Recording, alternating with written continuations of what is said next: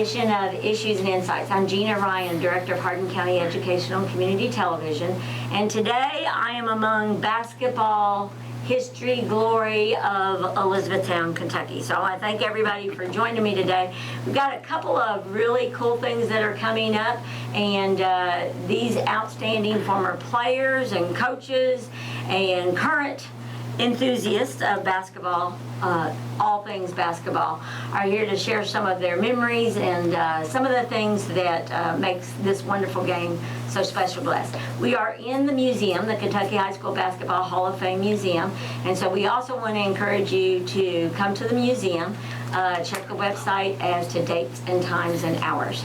So we're going to start going around the table here. I'd like each of them to introduce themselves and also just briefly state a little bit about how they're connected to basketball in this wonderful area of Elizabethtown. Doug?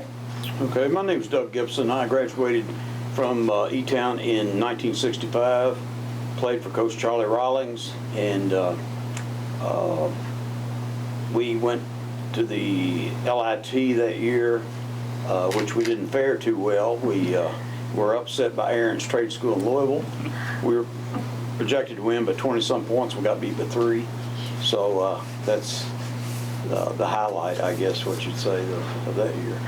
But we did win the Litchfield Invitational that year, and so we always said we won the LIT. So it's all the same year. That's great. Kenny? Yeah, I'm Kenny Tabb. I graduated in 1963, and I'm a big fan of high school basketball, and the reason I'm a big fan is because I get to play much. Bill Hall, former football coach at E-Town High, once introduced me to Haire Durbin when I first met Haire, and he's assistant coach, and he introduced me as a drawback. And so, just glad to be here. I love high school basketball. And Gary West, and Gary's also an author, but share your story about Elizabeth. Well, I'm a graduate of 1961, played for Charlie Rawlings, live in Bowling Green now, and saw a lot of the bench. Got to have a good look at the gym. While a lot of the guys playing didn't get to see that much of the gym, I saw a lot of the gym during my career. And Haire? My name's Haire Durbin, and I came here in 1963 as assistant football coach, and I'm really a spectator of basketball. I love basketball, and I've seen so many great games in TK Stone school up there, gym, and it just brings back a lot of memories when we start talking about those kind of things. And Kenny? I'm Kenny Henderson, and I'm a graduate of 1964 at Elizabethtown High School. Like Doug, I played ball for Charlie Rawlings, but Aubrey English was also the assistant coach, and we have a lot of fond memories of those two guys. Have a lot of fond memories in that gym. I played quite a bit of basketball with some good ball players. In my senior year, I think we had 3 teams in this region was in the top 20. That was E-Town Catholic, Elizabethtown High School, and East Hardin High School. And I guess one of the fondest memories I have of that of my playing days was in 1964 in the first round. We played E-Town Catholic, and that was a big rivalry. And so I can remember getting there about 5:30 in the dressing room. The gym was already full, and of course we was fortunate enough that we beat E-Town Catholic in that game and went on to the finals of the district. Pretty amazing. And James? My name is James Haire. I'm the current basketball coach at Elizabethtown High School. Graduated from Elizabethtown in 1976, played for Coach Vincel. Never really played much at TK Stone. Watched a lot of basketball. And I think my first game I watched was in 1968, and we first moved here, and got a lot of fond memories of the school. Great. I'm going to have James talk a little bit about an upcoming event that's taking place just around the corner. On November 27th, there's going to be a tip-off classic, 4 games. We have a session 1 and a session 2. So James, the team that E-Town will play against is Ashland Paul Blazer. And for those that may not realize, when COVID hit in 2020, the 2 of our teams, Elizabethtown and Ashland, were set to meet in the first round or the last round of the state tournament that year. We were supposed to meet in the first round. I think we were going to be the opening game, and At the time, Ashton was undefeated. I think we only lost 2 or 3 games that year. And it would have been a very good matchup because we were both kind of similar, both guard-oriented. And they've been trying to promote this game for the last couple of years. Ashton has a lot of great players, and a lot of mine are gone. And I'm looking forward to playing them, but I don't know if it's going to be that great of a game. Now, your game will be the final game that day at 8:30. And then prior to that, we have South Laurel versus Paul Lawrence Dunbar girls game. That's going to be at 1:30. At 3:30, there'll be Louisville Male plus versus the Paul Lawrence Dunbar team. And then the final session, we'll have Owensboro Catholic versus Warren Central, which is a unique matchup too, because Coach Tim Riley, who coaches for Owensboro Catholic, is from a former coach of Warren Central and took that team to a state championship, and he's doing great things with Owensboro Catholic. And for those that may not be aware, Tim is also married to a Radcliffe girl and worked for Ron Bevers at North Hardin High School in the middle 80s, in 1985, was one of his little tours. And Kenny, you helped Tim get another position down at Caverna? Well, when I was principal at Caverna High School, our head coach had left and gone to another school, and I was looking for a head coach. And since at that time, previously I'd been assistant coach at Elizabethtown, and I'd played against Tim. We coached against one another, okay? And I knew Tim, and I knew that he wasn't coaching. He had left for Brewer County, and I gave him a phone call, and luckily he came down. We interviewed him, and we hired him. He did a tremendous job for me. In fact, they had a Class A tournament. I think it was 1996, and we were runner-up in that tournament. So Tim, he really did a good job for us at Caverna, and he was what we needed at that time. Then, of course, he went on to Warren Central, and the rest is history for him. Great basketball on that day. So you can purchase your tickets if you go online to gofan.com and Google the Kentucky High School Basketball Hall of Fame Tip-Off Classic. You can purchase tickets there for that, for all sessions that day, and it's going to be a fundraiser. But another significant thing that's happening that day is that the TK Stone Gym is going to be gifted. I'm not sure what's the term for it. It's a Glory Road site. Glory Road site. And so why is that gym, and all of these individuals here, they have a lot of history or a lot of fond memories of that gym, but why is that TK Stone Gym a Glory Road location? Who wants to start? Gary, you're an author of basketball history, and Kenny Tabb too. Why do you think that TK Stone, and at that time, I guess it was Elizabethtown High School?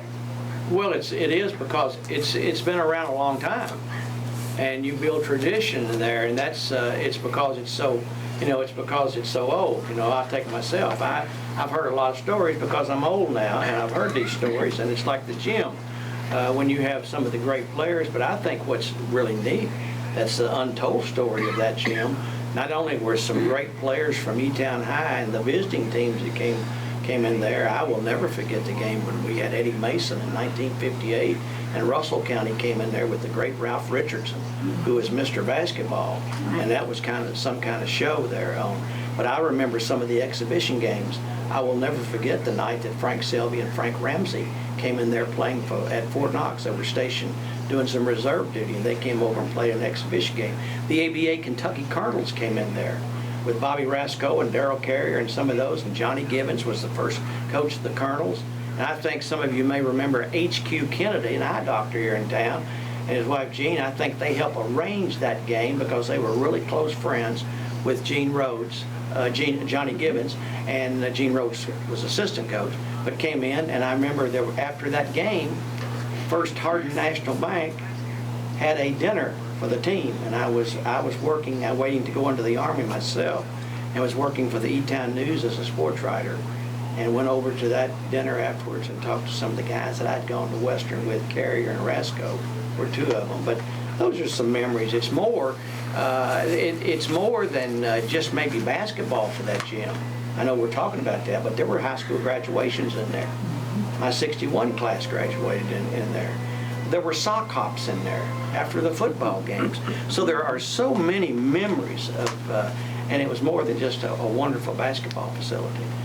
The way that the gym is set up is, I mean, gyms nowadays are not set up in that area. I mean, they're set up slightly different. Is that, when you look at the old gym, why did they move away from the one to what we see nowadays?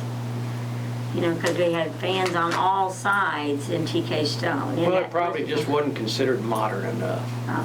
You know, you get into that thing that we've got to do the modern thing. And you look at some of these arenas and football stadiums that we see now, billion-dollar-plus football stadiums, and you think about the old stadiums that we grew up watching on TV and everything. It's just to keep up with the Joneses. You just got to be modernized. Hey, Durbin here can address this, but you know, to me, a weight's a weight. But now you got to have the modern weights for people to lift. When I talk about the weight rooms and stuff, you go in there. A barbell's not good enough. No. So that it's just the day that we're living in now. Each of you, tell me a favorite game, a fun memory there. Doug, starting with you. Well, in 1964, like Kenny mentioned earlier, district tournament, we hadn't played E-Town Catholic rival in years, and we drew them that year. And so happened, 64, we had 8 or 9 seniors on that team, good team, real good team. And that was the year that Catholic was a little down. They may have had 1 senior. And we won that game, and that was a real exciting game. People would come early, 4:30, the gym would open, and the people would come, and then finally the fire marshal would have to come and say, you got 3,000 people or so in here, we got to shut the door. And they would. A lot of people would be left outside if they didn't get there early enough. And the cheerleaders and everybody would start cheering and all that, maybe at 5:30. Game started at 7:30. And we'd be down in the dressing room, which was under the bleachers. And people were stomping their feet starting around 5 o'clock for about 2 hours. And we're sitting there, we're trying to calm down, if anything. And it sounded like, the noise was unbelievable up above us. So we knew what was going on. And but that was an exciting game. It was one of the really classic games that was around here. And Mr. Stone, he came down the dressing room. He was an avid fan besides being the superintendent. And he would come, we were sitting on the bench, each one of us along the way, and he'd come and he would give you a massage on your shoulders. He'd come up behind you. He'd do that, and he'd go to the next guy and do that to try to keep everything under, calm down a little bit. And he was just a special person. He'd coached basketball before he became superintendent. He coached up in northern Kentucky somewhere. And but that was quite a night. And like I say, the ones that didn't get in, the fire marshal, like I say, back then, they'd shut the door, and if you weren't there early enough, then you didn't see the game. I was going to say, Yeah. not like that right now. No. We don't have that same kind of appeal, and I don't understand why, because I still think it's the best game in town. All right, Mr. Tabb, you're the historian of the area. No, not really. But I do remember when the gym first opened in 1955-56 school year, it was a big deal because E-Town High had not had a gym to play in for years. They had played their games at the National Guard Armory, which was built in 1948. And what happened, the old high school next door over here in the parking lot of the City Hall across from State Theater, it blew up in the summer of 1955. But the gym they had was in the basement, and it didn't have a high ceiling. If you shot the ball very high, you did see it. And so that wasn't appropriate for basketball games. But they had a nice gym over here on Helm Street, right between Mulberry Helm and the current E-Town Board of Education, that they'd built in the early 40s. And it was a brick building. It was a very nice facility from what I understand. And after they played Rineyville one night, the gym burned. So they went several years without a gym. 40, 45, 46, 47, they played their home games, so to speak, down in Glendale or Rineyville, and they played most of their games away. So it wasn't until 48, when the National Guard Armory was built, that they had a gym to play in. And then when E-Town Catholic got their high school, about 51 or so, they played their home games at National Guard Armory as well. and continued there until they ended their school in 1969. But the first year, that new gym, E-Town hosted the regional tournament, and I was in the 5th grade, and I was there at that game, and I was sitting down close to the floor, in the middle of the floor, and I can remember when Glendale won the game. I had seen Glendale play a few times that year because my dad was the sheriff and he had to go cover games out in the county. And he said, if Glendale goes state tournament, I'll take you. So I was at that regional final, and I remember when the game was over, Larry Bronner, one of the guards on that Glendale team, took a basketball that Rick still has here at the, I don't know if I can catch it or not. Remember, I didn't make the team. But he took his basketball and threw it into the rafters. And that's just memorable. Just something I remember. Well, years later, Damon Ray was the principal of Glendale at the time. In fact, it was Damon's first year to be principal. And he gave the ball to Larry. And Larry Bronner has now put this on display here in the Kentucky High School Basketball Hall of Fame. So, first time I've ever touched this ball, Rick. But I've Who's some told of a the lot of names stories on about there? it. Who's some of those? Well, Jimmy Hagan was the big player. He was a 6'5", 6'6" back then, 6'6", and probably weighed about 150 pounds. If that. And then he went to play for John Oldham down at Tennessee Tech and made All-American. Got to be 6'10", and was a good guy. I met him over the years and played for the Phillips Oilers after that, and just died this past year. Jim Hagan did. But was Jack Goodman the coach of this team? Yes, he was. But- Jack Goodman was coach, and you had Buddy Mossberger on there. Yeah. Larry Ballard, and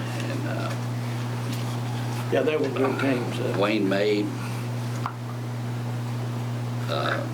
Oh, yeah. And they got beat in the first round of the tournament by Lafayette that year. Lafayette beat And them. Lafayette had a great player by the name of Billy Ray Lickert on that team. In '56, Billy Ray Lickert was a junior Paul Tharp was on that team. Some of you might remember Paul Tharp. He married Sarah Markham. who was a He cheerleader. was a cheerleader at E-Town, right? But it was a great team, as he pointed out. It's very memorable. Talking about I'm talking too much here, but that '64 game, E-Town, when they played in the finals of the district. Oh, no, it wasn't the finals district. It was one of the first games. And for years, E-Town High and E-Town Catholic didn't play each other. The last time they played was in '57. And why was that? Well, you had the MRC down the street here, which was Moore Recreation Center, and it was a teenage hangout. And we had a great place to go on Friday and Saturday It nights. was a good place. And it was a wonderful place. It had been a USO during World War II, and they'd given it to the city after World War II was over. So you had kids going to Catholic, and you had kids going to E-Town High, and they would be there, and they were having some conflict, so to speak, and they thought maybe it's better if they didn't play during the season. And so, Well, it affected business as well. Right. I mean, you had some stores that were owned by people of E-Town Catholic and vice versa, and when the games were over, they didn't spend money with each other. I mean, wow. it was a bitter rivalry. And for years, I know my years up at E-Town, we never did play E-Town Catholic. It's just one of those things. It was, and some of my best friends in life back then went to E-Town Catholic. So they were not in the same district together, though? oh yeah. Okay, had so to they play would the only district meet tournament. in the district Yeah. So tournament. in '57, the last year they played in '57, the game was at the Armory. Well, during the JV game, B-team game, they had done something to the Armory floor, and they were sliding and falling all over the place. So by the time the varsity game rolled around, they decided, let's go over to E-Town High's gym and finish this varsity game. So everybody packed up or walked over or drove over or whatever it was, whatever the case was, and they finished the game. Now, E-Town High won that game, and I know Bill Lewis was on that team, and I can't remember who else was on there, but anyway, Norman Holland would have been on that team. Norman Holland would have been on there. So they didn't play again until '64. Well, that was a big deal. I mean, everybody wanted to see this game. And I was a freshman at Western at the time, so some of us packed up in a car and took off for the ball game. We thought we was going to get there plenty early to get in, but we didn't make it. They'd already locked the doors. So they locked the doors, and Ron Bevers and I, we were standing outside, And this teacher, this coach up at E-Town High at the time, he was manning that door, guarding that door, and when the game got started, he opened that door and said, "Come on in, boys." And that was Haire Durbin. So that was memorable too. But you got to remember, with that said, talking about, we referred to the old armory sometimes as a skating rink. Because they would skate in there one day and they'd play a basketball game the next. I mean, you didn't get a true bounce on that floor at all. And I was. Was it a hardwood floor or was it tile? Yeah, No, it's hard. But they roller skated on it. It didn't matter. It didn't matter. I mean, it was a mess. So the E-Town High gym was a mecca. And when you think about the county schools back then, and I know some of you, Hayes, you probably played in some of these, where the county schools, they weren't full-length court. The end lines went up the floor, went up the wall. And I remember over at Haire Valley, you had to put your foot on that wall and throw it in under a full court presser. I had a couple of where I just threw the ball in the stands and didn't play, any more the rest of that game because it was wild and crazy back then. So when E-Town High opened up with that gym, boy, it was a palace, a basketball palace around here. Now, at that time in the 50s, I mean, you had, Haire Valley was Linvale, Rineyville, Vineboro, Sonora. Glendale, Sonora, all of these, and so I guess were the student populations about the same size at that time with all these smaller schools, or were they still, the county schools were a lot smaller than E-Town? They were still smaller at that time. At that time. And you taught in the county school system, Well, I mean, y'all were talking about the East game, the three teams being in the top 20 that year. 64. I was a city boy. I haven't milked a cow to this day. Okay, hey, being the person that came to this town, and was basketball any different here? 63. Yeah, was Came in it- 63. Well, I came, when I got through playing football at Eastern, I went to Prestonsburg, Kentucky as a football coach. And then I came down here in 63. And I've seen a lot of great games in the TK Stone gym up there. But there's two or three things that kind of sticks out in my mind. And Doug mentioned it a minute ago. They were down waiting to come on the floor and everything like that. And the cheerleaders and the students would start chanting this, "Hey, Coach Rollins, open that door. Let those Panthers on the floor." And they keep chanting that and keep chanting that and keep chanting that until, and then when they came out, the gym just went crazy when they came out. And something else that sticks out in my mind is that you've heard of a horse kicking the stall in a and this is what Coach Rollins would do. He'd take that heel and he'd kick those bleachers, and you could hear him all the way up to the armory. Now, one thing that hadn't been mentioned about TK Stone, at that time we had bleachers, about 5, 6, or 7 rows of bleachers came right down onto the floor. They went into the wall and then down to the floor, and the fans was right on the referees and so forth, and it was just a wonderful place. And the acoustics in there, I mean, it was loud. You could put 50 people in there, and you'd think there's 500 in the gym. But it was just a wonderful place to play. And I know these people who played there have a lot of fond memories of the gymnasium. Now, how many could be seated in that original gym? They said about 3,200. 3,200. Yeah, all those, we With had those bleachers, rollouts. all those Yeah. rollouts. And we were up there earlier today, and they've got a sign up right now, 2,570 some, without the pull-out bleachers. There was a time when the team sat on the ends, not necessarily on the sides, but I remember in some of the games that we had them in the end zones. They did in a lot of gyms back then, sit on the end zones. I'll tell you somebody that ought to be mentioned about all this history. There was a guy named Dick Curtis. He worked for WIEL radio here in town. Right. Never missed a game, called every game home and away. He had a little crow's nest up at the corner of the gym where he set up every game. And he was a Panther enthusiast and a homer If you were listening to the game, you knew who he was for. Well, no doubt about that. If we lost a game, it was the referee's fault. Always was. And but he was quite a gentleman and quite a professional at what he did, and he made everything more exciting for the people that couldn't come, people at home and everything. So, What was the cost of a ticket then? Oh gosh, it's probably maybe a quarter for a student, 50 cents for adults, something like that. Yeah, it wasn't much. And like you said, everything kind of shut down that night when there was a game. All the businesses, things like that. Yeah, I sold concessions up there when I was growing up. On Saturdays, I would shine shoes at the barbershop here in the corner that Gene Williams and Bradley Yates ran.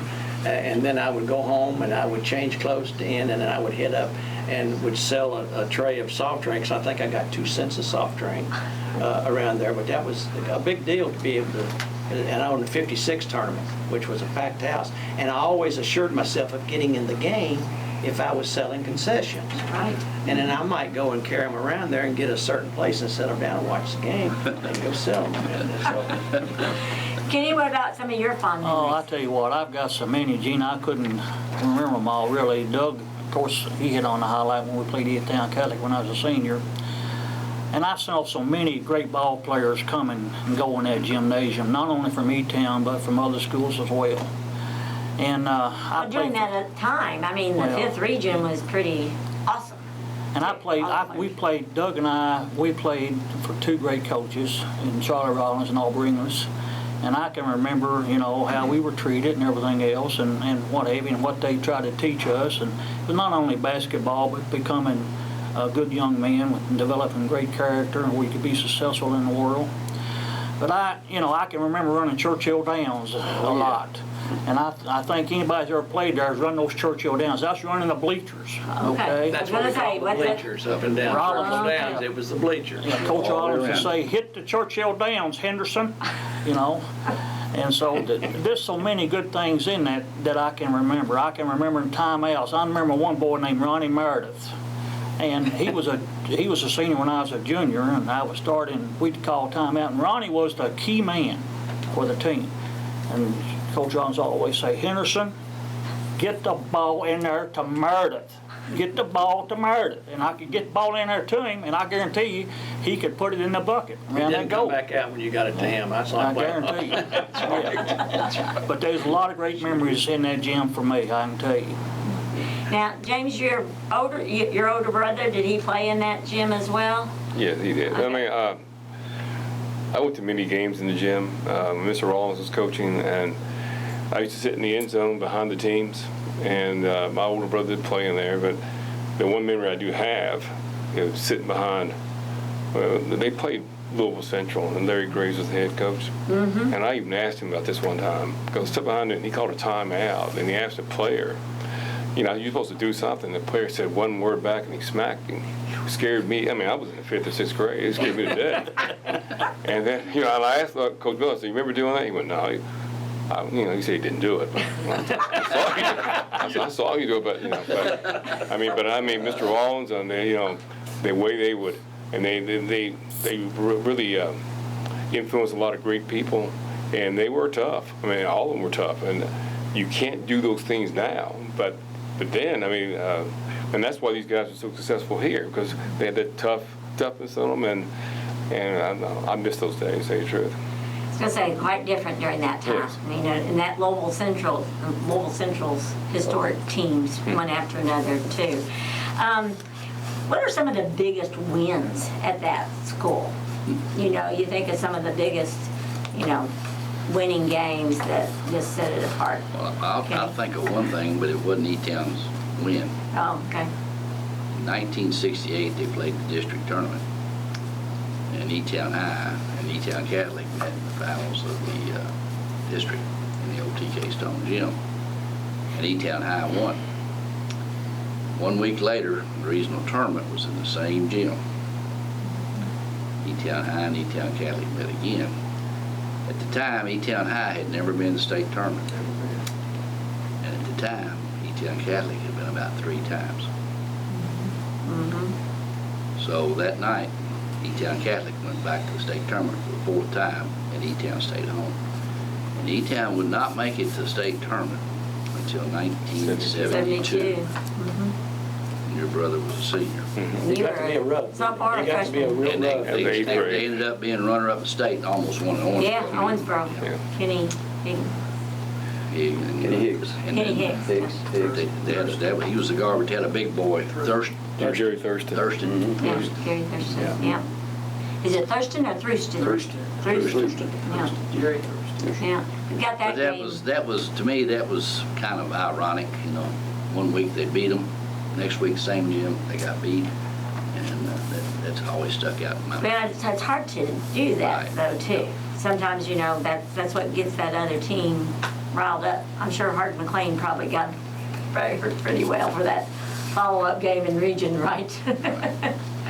You know, excuse me, y'all mentioning names and so forth. There's one person's name that hasn't been mentioned, and that's Paul Carrick. Oh, yeah. Paul Carrick was principal of E-Town High School for, oh gosh, I guess 20, 25 years, something like that. Yeah. And he was so supportive. He was just big in athletics, and he was so supportive of these guys that played basketball. And he was just, in fact, he was a wonderful person. In fact, I've said many times, he's the best man that I've ever worked for. He's great. You know, you talked about Aubrey English a minute ago, and I played for him on the B teams and stuff. But he was a real basketball mind. He had come into the E-Town school system as a math teacher from Dawson Springs. He had coached Dawson Springs to a state tournament. So he had a lot of experience there, was helping Coach 2 or Rollins. 3 times he took off. But one thing you did not want to do at halftime, you wanted to try to be the first one into the locker room, because he would be standing there holding the door, and he had his whistle off, and he had that strap, and it starts to bunch up at the door a little bit for those who are lagging by, and he would wear your backsides out with that whistle strap. I've seen him run after players up the floor with that strap Oh on. my gosh. And I'm going to tell you one thing, I might not have been a very good basketball player, but I was fast. And I could that door. I knew, man, I'd watch that clock, and when it hit 0, I was off, because I had straggled a couple times. I thought, that's not where I want to be in my life. So, Now, the floor of that gym, was it auctioned off as a fundraiser? Doug, I know you were key at doing that. Tell us a little bit about that and what the purpose was. Yeah, when they replaced the floor up there several years ago, we brought a bunch of old timers back, had a big night, and different pieces were, you could buy small pieces, or you could, some people bought the big E in the middle, and some things like it, and generated some money. That's great. Yeah. Kenny, what's the purpose of these glory roads and naming these the historic gyms, giving them that credit? Why does the Kentucky High School Basketball Hall of Fame want to do that? Well, I believe it's to honor those gyms that had all these historical games in it and all these great players. And those gyms are now, some of them are obsolete, for example, and that's why they're referred to as the Glory Road sites, you know. And there's a lot of old gyms in Hardin County and the surrounding counties here that had a lot of great teams. That could be a Glory Road site, but that's up to the board of directors to choose those sites and what have you. And that's a great thing that's been going on, and you can attribute that to Ken Trivet, because he, I think, initiated that. And so, really, by playing at E-Town High School in that old gym, now TK Stone, it's an honor. It's an honor for all of us here to even be a part of that particular program. And you know, this is the plaque that we're going to give away that night, Gina. I'll let you hold it there, Kenny. Okay, this is the plaque we're going to give away that night, and I definitely encourage, if you're an Elizabethtown High School graduate and a fan of basketball in the 50s and 60s, you want to be there that night, because this plaque is your plaque as well as that school's. So we encourage you to come out on November 27th and support E-Town High School as they play Paul Ashland Blazer. Well, Coach James, you're the only coach then that won a state championship at Elizabethtown. And last year, or the last basketball season, all the way to the state tournament final, the championship, What did that feel like? Winning it in 99? 2000. And then going back and getting to that championship game this past March. Well, winning in 2000 felt pretty good. Last year didn't feel as good, but winning it wasn't me. It was for the history of E-Town basketball. Everybody before me, made that happen. And last year was a group of very unique fellows, and they were all guards, and they overachieved, and they did a tremendous job, and we just ran into a buzzsaw on Highlands. Gina, I want to say, James, I had him as a student. And he was a great kid then. He's a great man now, and he's one heck of a basketball coach. I agree. He's been to the state tournament several times. He's been very, very successful. He's got a wonderful wife and 2 great children, and Elizabethtown's fortunate to have him as their coach. Is that something that I'm sure by going to Elizabethtown High School as a student and an athlete, and then taking those teams, through the 5th region year after year up to the state tournament, and Kentucky is unique because we still have a true Sweet 16. I mean, the 5th region, it's a very competitive area. The 17th is very competitive, but here at Elizabethtown, I have the games I didn't see. I went back and looked at these yearbooks. I go back and I meet people all the time. I'm in Kroger's. I meet somebody from a former student, former player, and when I see past players, I'm kind of in awe of them as I was when I was in elementary school. And I love Elizabethtown. I love the history of it, the tradition of it, and like I said, everything we do, it's about all of us, and it's not just about me or that current team. I was going to say it's the community. Yeah, it really is. We're going to wrap up the program. Did anybody else want to add anything that we may not have touched on? One thing I can remember about the old high school gym, and Gary mentioned a lot of teams that came in there, but I think Kenny Tabb and I talked about this. They had the Harlem Globetrotters in there. The original Globetrotters was there. And I remember as a young boy sitting there watching them play, I was just astonished by that. Well, I was going to say, one of the Hall of Fame members this past year, George Wilson, was he on that team? Because he played for the Globetrotter from 49 to 64. I'm probably sure he was, but I wasn't so much aware of him as I was Marcus Hayes and who's the other? Meadowlark. Goose Tatum was on that. Goose Tatum, yeah. He was before Meadowlark, actually. Yeah, I was there at that game, It and I was was sitting down. 56, so. Yeah, I was sitting on the front row, and I had a white sweatshirt on. Never forget it. I was just a little kid, and Goose Tatum, how they messed around with the crowd while they were playing and all that. And he came along there, and somebody had a magic marker or something, said, "Give me autograph it." So I had my big white sweatshirt, and I went, "Goose," and he came over there to me, and went, wrote "Goose" on my shirt. I said, "Boy, I'll never wash this." Do you still have the shirt? No, it's a wonder. It's a wonder I don't, though. I'm serious. I told my mother, I said, "Don't touch this thing. Stay away." Can they get tickets for the game here, Kenny, or do they need to purchase them online? They can purchase them online, and we're going to be selling them at the site of the day. Okay, so we definitely want everybody to come out on that November 27th. Great day of basketball, and if you're visiting the area, make sure you come on over to the museum and relive some memories, because I'm sure you'll get to see a lot of former players and the community. And it's one of those things you don't forget those things. It's something that you'll treasure for the rest of your life. Gina, I just want to say one thing. I want to thank Hardin County HCEC-TV for what you all do for not only Hardin County, but Elizabethtown itself and everything else. And I appreciate you coming here today and the support that you give to the Basketball Hall of Fame. We thank you all so much. Well, thank you all for having me, because Coach, most people realize I'm pretty much of a sports fanatic. So it fits me very well, but I appreciate that. Thank you. And it's a great experience for students. Our students that are learning media arts, they're learning their craft, and in doing so, they're doing a great service for the community. So thank you all for that. And thank you for joining us today on Issues and Insights.